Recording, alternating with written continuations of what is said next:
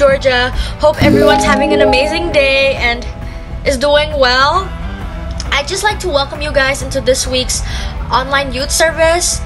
And I'd just like to say that for the next 1 hour, we should dedicate this time and put everything down to listen to what God has to say for us this week. And hopefully that this sermon can bring blessing to all of us. And I miss you guys so much. I hope we can see each other very soon. Stay safe and healthy. Happy Sunday! Haleluya Yesus. Bapak, kami datang membawa pujian kami Tuhan. Mari sama-sama saudara kita memuji Tuhan. Kita satukan suara kita dan nyanyikan sorak kemenangan.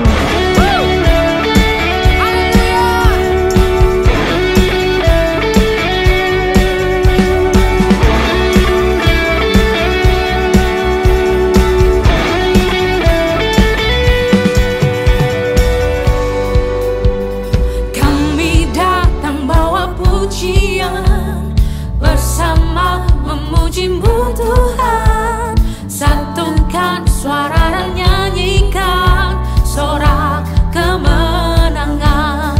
Katakan Gloria, Gloria, Gloria. Besar Tuhan, ditinggikan di atas segalanya.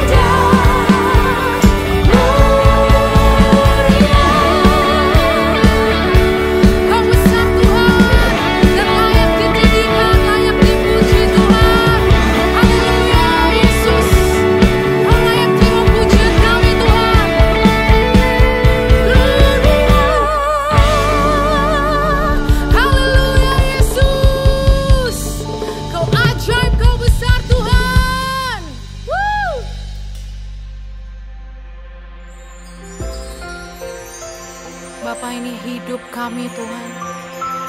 Kami mau serahkan ke dalam tangan-Mu Tuhan Yesus. Kami percaya rancangan-Mu yang terbaik Tuhan Yesus bagi setiap kami Tuhan. Terima kasih Bapa. Haleluya Yesus.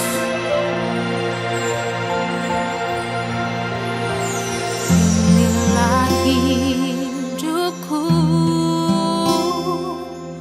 ku serahkan kepadamu. Inilah hatiku, ku berikan bagimu.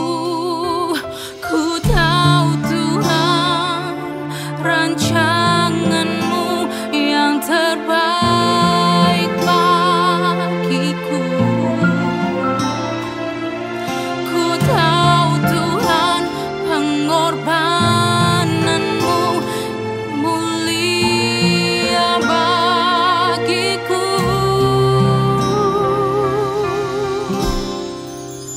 Hanya dekat kepadamu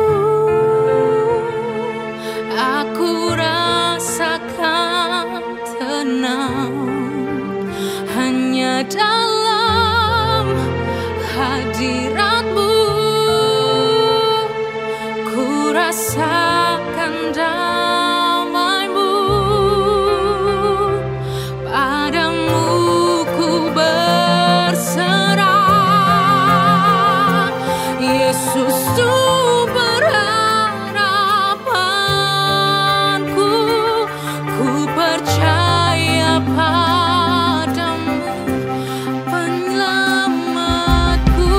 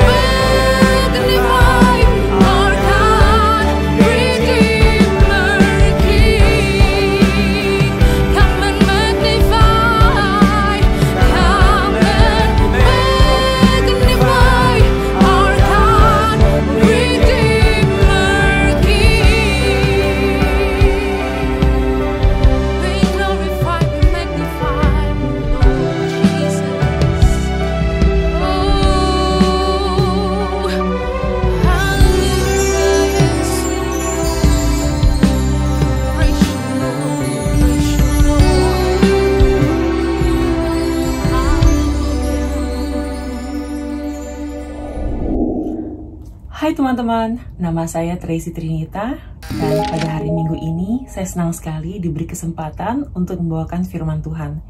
Sebelum saya mulai dengan firman Tuhan ini, izinkan saya berdoa bersama dengan Anda semua ya. Mari kita berdoa.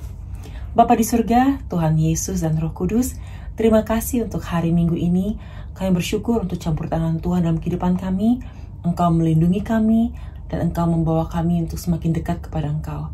Tuhan, kami berdoa agar perkataan hamba dan renungan hati kami semua berkenan di depan Tuhan dan mengubah hidup kami. Terima kasih Tuhan, bekerjalah Tuhan dalam setiap perkataan, agar setiap perkataan akan sungguh-sungguh datang dari Engkau melalui hamba-Mu. Dan kami berdoa Tuhan, agar kami mengalami perubahan dalam kehidupan ini, yang menjadi semakin seperti Tuhan yang kami sembah. Terima kasih Tuhan, kami bersyukur dan berdoa. Amin. Teman-teman, pada hari ini saya memberikan tema dari khotbah ini berjudul God's Will or My Will. Kehendak Tuhan atau kehendak saya. Secara nggak langsung berbicara tentang kedaulatan Tuhan dan tanggung jawab manusia. Dan pada hari ini saya ingin sekali memulai dengan sebuah cerita. Pernah nggak teman-teman menonton filmnya Nobita? Film kartun yang bercerita tentang si pemalas Nobita dan teman-temannya, si Suka, si Neo, Giant, dan ada satu teman yang paling istimewa, yaitu teman dari masa depan yang bernama Doraemon, si kucing ajaib. Nah, Doraemon ini dari abad 22 dikirim kembali ke masa kehidupannya Nobita. Siapa yang mengirim? Nama cicitnya yang bernama Sewasi Nobi. Kenapa dikirim? Karena dia berharap Nobita bisa mengambil keputusan yang baik dalam kehidupannya sehingga berpengaruh kepada keturunannya di masa depan. Nah, Doraemon memiliki sebuah kantong ajaib, yaitu kantong 4 dimensi yang sering keluar benda-benda ajaib. Nah, Doraemon mengeluarkan benda ajaib karena Nobita memintanya untuk menyelesaikan masalah, untuk pamer ke teman-temannya, atau untuk merasa biar dia bisa keluar dari kebosanan hidup. Contohnya pintu ajaib, ada juga baling-baling bambu yang di atas itu yang bisa terbang. Terus juga ada kayak kamera untuk bikin baju, sapu tangan ajaib, dan masih banyak lagi yang lainnya. Mungkin kita hari ini bisa berhayal, seandainya punya teman ajaib seperti Doraemon, enak juga ya. Kita nggak perlu nunggu sampai tanggal 12 November untuk bisa punya PS5 atau iPhone 12 Pro untuk tiba di Indonesia. Kita bisa minta, Doraemon, minta dong PS5 segera. Langsung keluar gitu. Tapi hidup kan nggak seperti dongeng ya teman-teman. Tahun ini aja tahun yang sangat sulit. Kita tuh sekarang akan bukan dalam dongeng, tapi lagi dalam mimpi buruk, dimana kita semua dari sekolah, studi, kerja, liburan, makan, hangout, semua dari rumah. Nah, virus kecil yang namanya COVID-19 ini memang tak terlihat bentuknya, tapi dampaknya sangat terlihat, mengubah cara orang hidup dan cara orang berkomunikasi, berinteraksi, dan cara orang menata kehidupannya mereka. Nah, pertanyaannya adalah, apakah di era COVID ini kualitas hidup kita semakin baik atau semakin buruk? Dengan kita berhati-hati harusnya semakin baik ya teman-teman. Dan pertanyaan lagi pasti orang berpikir kayak, kok Tuhan izinkan ya? Kalau Tuhan itu baik, kenapa dia mengizinkan? Ya, pasti Tuhan itu mengerti lebih dari apa yang manusia bisa mengerti saat ini. Apakah Tuhan akan menjawab doa kita bahwa COVID-19 ini akan lekas berlalu? Kita pasti punya banyak sekali pertanyaan demi pertanyaan. Kita berharap untuk bisa kembali ke era yang aman. Kita bisa ke mall, kita bisa ketemu dengan teman-teman kita, makan bersama tanpa perlu takut penyebaran virus dan membawa virus pulang ke rumah. Jadi saya berharap kita semua tidak tawar hati dengan perubahan yang kita alami, namun kita berharap penuh kepada Tuhan yang sanggup membawa perubahan dalam hidup ini. Saya membawa kita ke topik yang tadi yang saya sebutkan, yaitu kedaulatan Tuhan dan tanggung jawab manusia. Bagaimana sih cara kita bisa mengerti kehendak Tuhan? Dan bagaimana bisa membedakan antara kehendak Tuhan sama kehendak manusia?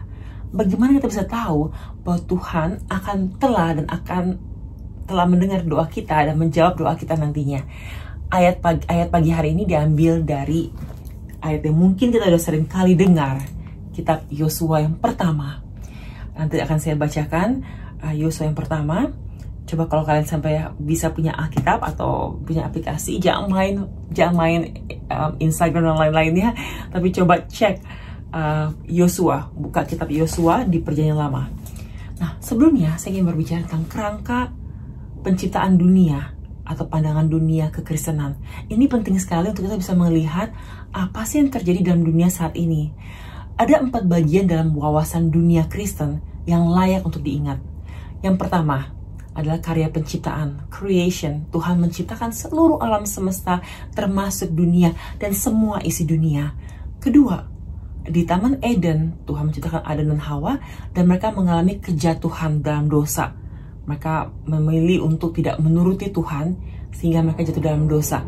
Dan akibatnya, dosa itu akhirnya muncul, dan sampai sekarang kita semua punya dosa mula-mula. Yang ketiga adalah karya keselamatan. Di kitab Kejadian 3, setelah manusia jatuh, Tuhan berjanji akan memberikan sang juru selamat untuk menyelamatkan dunia melalui putranya yang tunggal turun ke dunia untuk menyelamatkan dunia. Dan terakhir adalah restorasi, di mana Tuhan akan memulihkan semuanya, seluruh ciptaannya Tuhan memulihkan. Apalagi bagi mereka yang percaya kepadanya, yang berserah kepadanya, yang sungguh-sungguh bersandar kepada Tuhan, pasti akan ada mengalami pemulihan. Nah, pemulihan dimulai saat kita terima Tuhan sebagai juru selamat. Kita memohon Tuhan untuk menyelamatkan kita, dan kita akan mengalami restorasi dari dalam, terlihat sampai di luar. Tapi nantinya akan ada restorasi yang mutlak, yang sepenuhnya seluruh alam semesta akan mengalami restorasi. Berarti kita tidak tercipta dengan kebetulan. Ada Tuhan di balik semua karya penciptaan, dan Tuhan punya rencana yang baik dari setiap karya penciptaan Tuhan. Namun Tuhan memberikan kepada kita adalah hak pilih. Hak pilih dalam banyak hal. Pertama kali ada hak pilih adalah di Taman Eden. Adam dan Hawa punya hak pilih, yaitu memilih antara pohon, tidak boleh memakan satu pohon, yaitu pohon pengetahuan yang baik dan benar, baik yang tidak benar, tidak baik, baik yang tidak baik.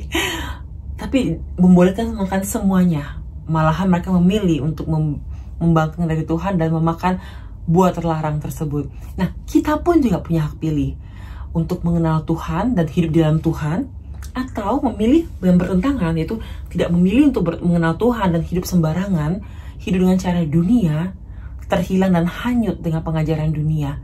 Nah, hidup ini memang penuh dengan pilihan. Ada pilihan yang kecil tapi tidak terlalu berdampak, ada pilihan yang besar yang mengubah hidup untuk selama-lamanya.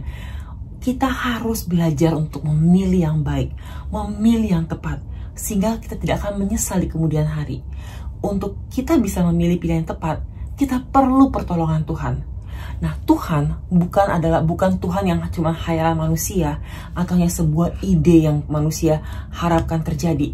Tapi Tuhan adalah pencipta seluruh alam semesta, dan Ia mau mengundang kita untuk mengenal Tuhan lebih dalam lagi. Bagaimana sih caranya Tuhan menunjukkan siapa Dia kepada manusia? Ada 3 cara. Pertama, melalui karya penciptaan. Kita melihat seluruh alam semesta berada pada komposisi yang tepat, tidak terlalu jauh, tidak terlalu dekat, dan sebagainya, sangat sempurna. Berarti kalau ada karya ciptaan, berarti ada sang pencipta di balik karya ciptaan. Maka dari itu kita bisa mengenal Tuhan melalui karya ciptaan Tuhan, yaitu seluruh alam semesta. Ada harmoni, ada rantai yang sangat sempurna, sungguh-sungguh karya arsitek surgawi yang menciptakan seluruh alam semesta. Yang kedua, ada di firman Tuhan. Perkataan firman Tuhan yang diilhami oleh Roh Kudus sendiri melalui 40 penulis yang menulis tentang banyak-banyak kisah di Alkitab. Yang ketiga adalah Tuhan sendiri turun ke dunia. Tuhan Yesus, Putra Allah, turun ke dunia dan hidup bersama dengan manusia. Dan akhirnya menunjukkan bahwa kalau kita melihat Tuhan Yesus, kita telah melihat Allah secara tidak langsung. Karena Dialah inkarnasi dari Tuhan Allah di dunia. Maka dari itu kita bersyukur Tuhan tidak membiarkan kita tidak mengerti siapa Tuhan, tapi kita telah mengenal Tuhan melalui karya penciptaan Tuhan, melalui firman Tuhan, dan Tuhan Yesus sendiri turun ke dunia untuk menyelamatkan kita yang terhilang melalui pengorbanan di kayu salib, sehingga setiap orang yang percaya kepadanya tidak akan binasa, maka memperoleh hidup yang kekal. Maka dari itu kita bisa tetap teguh menghadapi apapun yang terjadi di tahun ini, di tahun depan, karena ada Tuhan yang beserta dengan kita. Nah, kita penasaran kan bagaimana sih cara tahu apa yang saya lakukan adalah kehendak Tuhan atau kehendak saya? Apakah itu yang terbaik untuk saya atau bukan? Mari kita sama-sama membaca kitab Yosua dari ayat yang pertama, Yosua 1 sampai Yosua 9. Saya akan bacakan ya teman-teman. Sesudah Musa, hamba Tuhan itu mati, berfirmanlah Tuhan kepada Yosua bin Nun, abdi Musa itu, demikian, hambaku Musa telah mati, sebab itu bersiaplah sekarang, seberangilah sungai Yordan ini, engkau dan seluruh bangsa ini, menuju negeri yang akan kuberikan kepada mereka, kepada orang Israel itu. Setiap tempat yang akan diinjak oleh telapak kakimu, kuberikan kepada kamu, seperti yang telah kujanjikan kepada Musa. Dan padang gurun dan gunung Libanon yang sebelah sana itu sampai ke sungai besar, ini sungai Efrat, seluruh tanah orang Het sampai ke laut besar di sebelah matahari terbenam, semua itu akan menjadi daerahmu. Seorang pun tidak akan dapat bertahan menghadapi engkau seumur hidupmu. Seperti aku menyertai Musa, demikian aku akan menyertai engkau, dan tidak akan membiarkan engkau, dan tidak akan meninggalkan engkau. Kuatkan dan teguhkanlah hatimu, sebab engkau yang akan memimpin bangsa ini memiliki negeri yang kujanjikan dengan bersumpah kepada nenek moyang mereka untuk diberikan kepada mereka. Hanya kuatkan dan teguhkanlah hatimu dengan sungguh-sungguh, bertindaklah hati-hati sesuai dengan seluruh hukum yang telah kuperintahkan kepadamu oleh hambaku Musa. Jangan menyimpang ke kanan atau ke kiri supaya engkau beruntung dan kemanapun engkau pergi. Jangan engkau lupa memperkatakan kitab Taurat ini, tapi renungkanlah itu siang dan malam, supaya engkau bertindak hati-hati sesuai dengan segala yang tertulis di dalamnya. Sebab dengan demikian perjalananmu akan berhasil dan engkau akan beruntung. Bukankah telah kuperintahkan kepadamu, kuatkan dan teguhkanlah hatimu, jangan kecut dan tawar hati, sebab Tuhan Allahmu menyertai engkau kemanapun engkau pergi. Inilah firman Tuhan. Kalau kita mendengar perkataan yang tertulis dalam firman Tuhan ini, ada 3 hal yang saya bagikan pada pagi hari ini. Yang pertama adalah Tuhan menyertai kita. Yang kedua, kalau yang suka iklan-iklan, ini iklannya untuk yang kedua, renungkan firman Tuhan siang dan malam. Dan terakhir, kuatkan dan teguhkan hatimu. Yang pertama, kita berbicara tentang Tuhan menyertai kita. Ada kedaulatan Tuhan dalam kehidupan manusia. Tuhan adalah Alfa dan Omega, awal dan akhir. Tuhan tahu semua yang akan terjadi, segala sesuatu yang di masa lalu, masa sekarang, dan masa depan. Tuhan secara aktif menetapkan setiap detail dari kenyataan ini. Dan dia berdaulat atas segala-galanya. Tuhan berada di luar di waktu. Kita masih berada dalam waktu. Kita punya keterbatasan waktu. Contohnya, saudara dan saya tinggal di Jakarta. Kita sekarang punya keterbatasan waktu bahwa ini adalah hari Minggu pagi. Nah, berarti kita secara nggak langsung akan tahu bahwa ini Minggu pagi contohnya. Ini contohnya Minggu pagi. Nah, di Australia, kalau di Jakarta Minggu pagi, di Australia berarti udah Minggu sore. Di New Zealand udah mungkin Minggu malam. Tapi di Brazil masih hari Sabtu. Berarti kan kita aja di dunia yang sama bisa punya timing yang berbeda. Nah, Tuhan di luar dari waktu. Ia bisa melihat keseluruhan dari seluruh ciptaan Tuhan. Maka dari itu, Tuhan tahu apa yang sudah terjadi, yang sedang terjadi, dan yang akan terjadi. Bukan karena Tuhan yang memakai puppet ya, atau memainkan setiap orang seperti boneka, tapi Tuhan tahu apa yang terjadi karena Dia maha melihat, maha tahu. Dia bisa berada dimanapun untuk bisa melihat semuanya. Tapi Tuhan mengizinkan kita manusia untuk memiliki tanggung jawab dan kebebasan yang nyata dalam pilihan yang dibuatnya. Jadi kita yang memutuskan untuk memilih apa yang terbaik untuk kita. Contohnya, kalau teman-teman punya adik kecil, teman-teman disuruh sama orang tua untuk jagain adik. Adiknya masih kecil, udah kasih tahu, "Dek, mainnya di sini aja ya." Kita udah membuat satu tempat di mana dia aman, yaitu main di dekat sofa, ada karpet contohnya. Terus tiba-tiba dia lari ke arah dispenser. Kita nggak perlu mikir dia akan ngapain ya. Kita tahu bahwa di dispenser ada air panas sama air dingin. Kalau dia salah pencet, itu bisa melukai tangannya. Kita tahu cuma ada 2 pilihan, dan dia ke arah dispenser aqua, contoh air gitu ya. Kita tahu apa yang akan terjadi, bukan karena kita hebat, tapi secara logika kita bisa melihat bahwa ini kemungkinan besar nih, kalau dia lari ke arah dispenser, dia akan main-mainin tombolnya. Ada air panas, ada air dingin, dan berbahaya untuk dia. Kita aja yang terbatas bisa tahu apa yang kira-kira nih adik kita yang nakal ini akan lakukan apa. Apalagi Tuhan. Bukan berarti karena kita yang jagain adik kita, berarti kita yang penyebabnya dia untuk main air panas sama air dingin. Tapi kita tahu wataknya dia. Kita tahu anak ini sangat kepo, pengen tahu. Sehingga dia pasti akan lari ke sana, dan kita lihat dia lari ke sana, dan dia pasti akan mainkan tombol-tombol tersebut, dan itu berbahaya untuk dia. Maka dari itu kita coba untuk melindungi dia. Nah, Tuhan tahu pilihan manusia bukan karena Tuhan yang menyebabkan kita melakukan hal tersebut, tapi Tuhan tahu natur kita, dan Tuhan menyediakan sebuah alur kayak kita menjaga adik kita gitu, contohnya dengan singkat, semua ada di situ yang dia bisa mainkan. Tapi pada akhirnya keputusan, tanggung jawab untuk mengambil keputusan dan kebebasan tersebut miliknya si individual tersebut. Tapi Tuhan punya karya yang tidak terbatas. Dia adalah Tuhan, maka dari itu kita tidak boleh lupa kalau Tuhan Maha Tahu, Tuhan yang menyertai kita, karena dia punya kekuatan untuk bisa berada dimanapun di waktu bersamaan. Dia bisa berada di seluruh dunia dalam waktu bersamaan. Kekuatan Tuhan melebihi dari kekuatan manusia tentunya. Kita terbatas, Tuhan tidak terbatas. Di Yesaya 46 ayat 9 berbunyi seperti ini. "Ingatlah hal-hal yang dahulu dari sejak purbakala, bahwasanya akulah Allah yang tidak ada yang lain. Akulah Allah dan tidak ada yang seperti aku, yang memberitahukan dari mulanya hal yang kemudian dan dari zaman purbakala apa yang belum terlaksana, yang berkata, keputusanku akan sampai dan segala kehendakku akan kulaksanakan."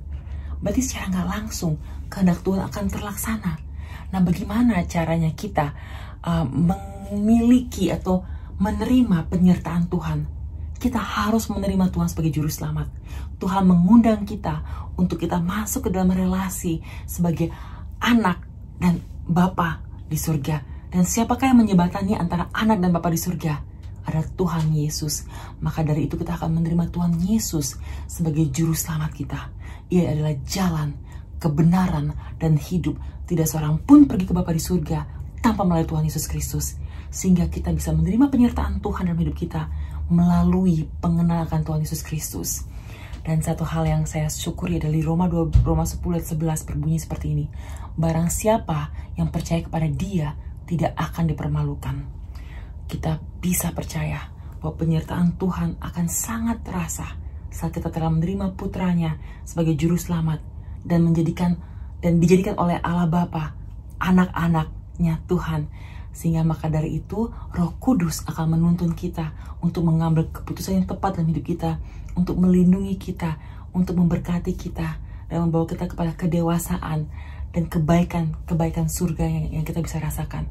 Dan bila kita telah memiliki putra, kita tidak akan pernah bisa terpisah dari kasih Allah yang ada dalam Tuhan Yesus Kristus, Tuhan kita. Tidak satu hal pun di dunia yang bisa membawa kita jauh daripada kasih Bapa. Maka dari itu terimalah undangan dari Tuhan. Minta pengampunan akan kesalahan kita, dan kita hidup merdeka sebagai anak-anak terang, anak-anak Tuhan yang bisa mendengarkan suara Roh Kudus untuk mengambil keputusan yang tepat. Yang kedua, kita pun juga dipanggil untuk merenungkan firman Tuhan siang dan malam. Banyak sekali yang kita dengar setiap harinya, hoax, ketakutan-ketakutan, tapi kita harus belajar untuk mengecilkan suara-suara yang membawa kita terpuruk, tapi membesarkan suara-suara yang membangun iman, yang membawa kita kepada kedewasaan, yang membawa kita antusias akan hidup dan penuh pengharapan, karena Tuhan selalu membawa kebaikan bagi setiap orang yang percaya kepadanya. Di Roma 10 ayat 17 berbunyi, jadi iman timbul dari pendengaran, dan pendengaran oleh firman Kristus. Maka dari itu kita harus belajar untuk mendengar suara yang tepat. Karena suara yang kita dengar akan mempengaruhi cara kita berpikir dan berkata-kata. Jadi dengarlah hal-hal yang baik. Renungkan firman Tuhan siang dan malam, membawa suatu kesegaran jiwa dan kedewasaan pikiran, sehingga kita bisa memutuskan hal-hal yang tepat dalam hidup kita, agar kita tahu yang mana yang berkenan di hadapan Tuhan, yang mana yang tidak. Seseorang pernah berkata kepada saya waktu dia masih remaja, waktu ayahnya bilang sama dia, kamu tahu nggak, kalau kamu lagi berhadapan dengan satu godaan, kamu tahu nggak bagaimana caranya kamu memilih ini boleh dilakukan atau tidak? Papanya bilang, kalau kamu masih bingung, ini boleh apa enggak ya, jangan lakukan apa-apa, jangan ambil keputusan saat kamu bingung, tapi kamu pulang ke rumah, berdoa, baca firman, cari firman Tuhan untuk bisa mengetahui bagaimana cara mengambil keputusan. Dan satu hal yang menarik dari firman Tuhan, kalau kita lihat ada di Alkitab ini, ada 66 kitab dalam perpustakaan kuno ini. Tapi perpustakaan kuno ini sangat relevan untuk masa kini, di mana kita bisa mempelajari ada sastra, ada sejarah, ada surat-surat buat gereja, ada biografi, ada apokaliptik, ada puisi-puisi. Maka dari kita mempelajari, karena ini sungguh-sungguh relevan untuk hidup di masa saat ini. Mungkin kita bingung mulai dari mana. Kita bisa mulai dari kitab Markus atau kitab Yohanes atau kitab Kejadian, karena banyak kisah-kisah yang menginspirasi kita untuk membawa pendewasaan iman.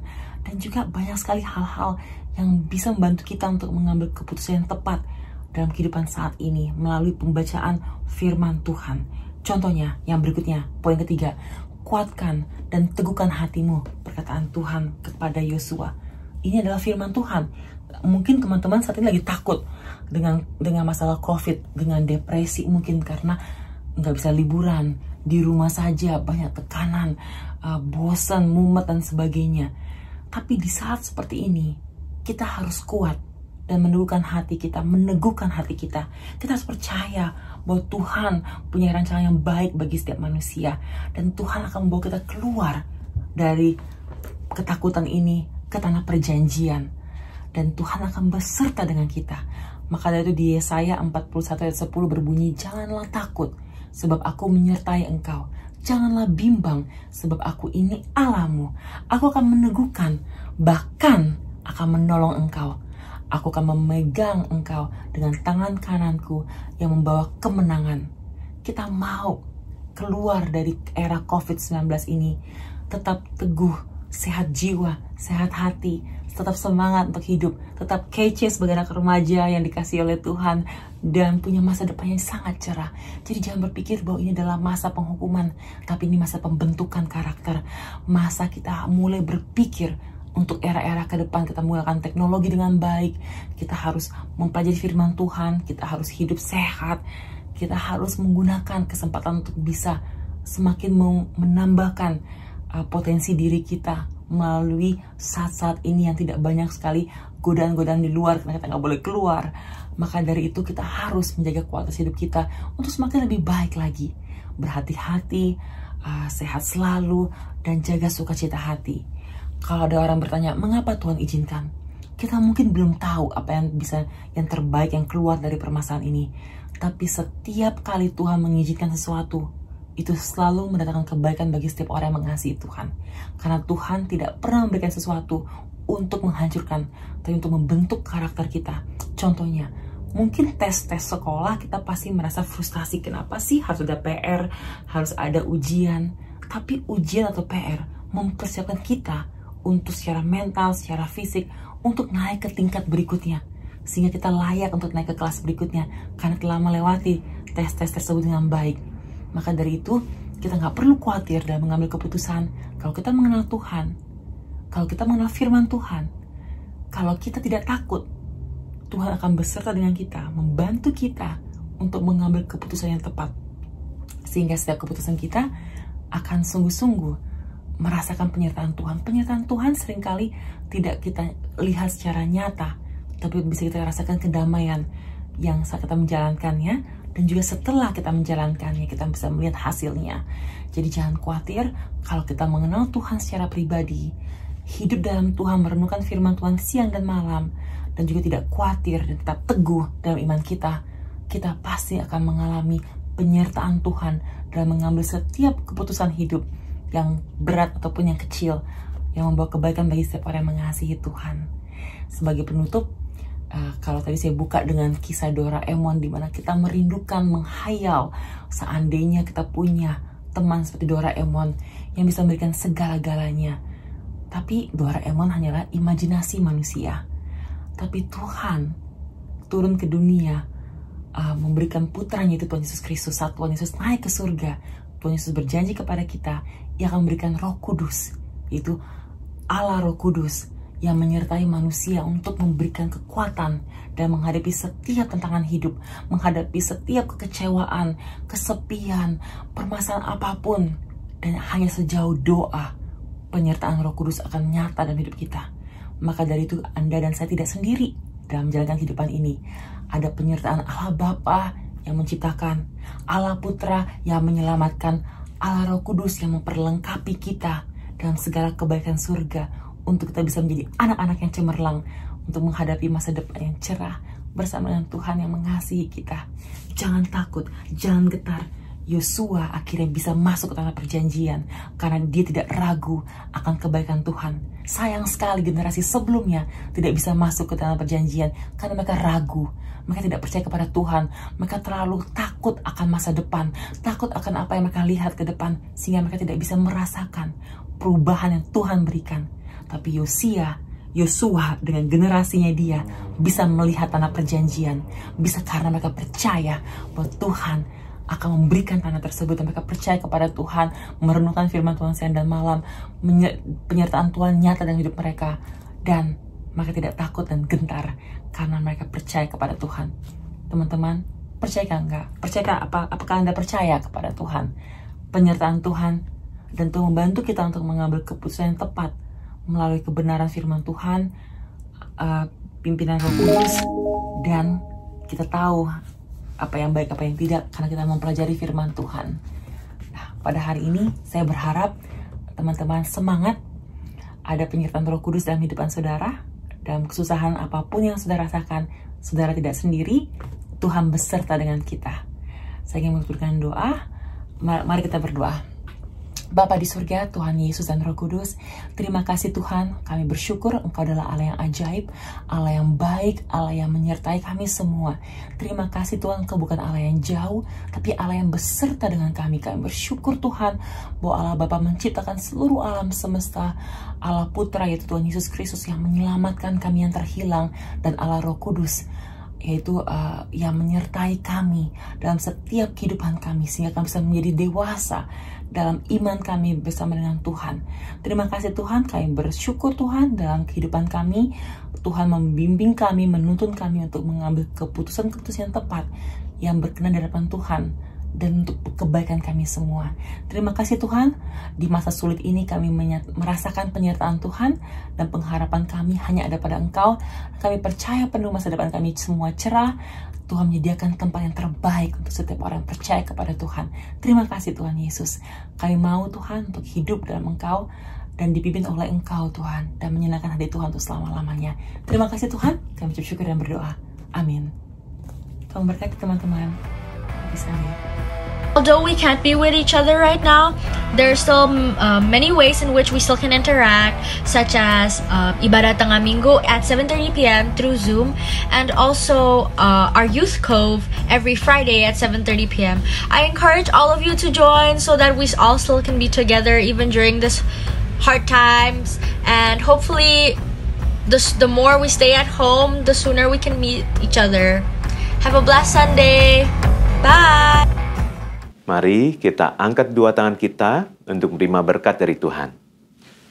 Terimalah berkat, kasih karunia yang berlimpah-limpah dari Allah Bapa, di dalam Anak yang tunggal Tuhan Yesus Kristus, serta persekutuan manis dengan Roh Kudus, menyertai kita semua mulai saat ini, sampai Tuhan Yesus menjemput kita semua dengan permai, bahkan untuk selama-lamanya. Mari semua yang percaya dan diberkati katakan, amin. Sampai ketemu di ibadah online City of Love Church minggu depan. Tuhan Yesus Kristus menyertai kita semua.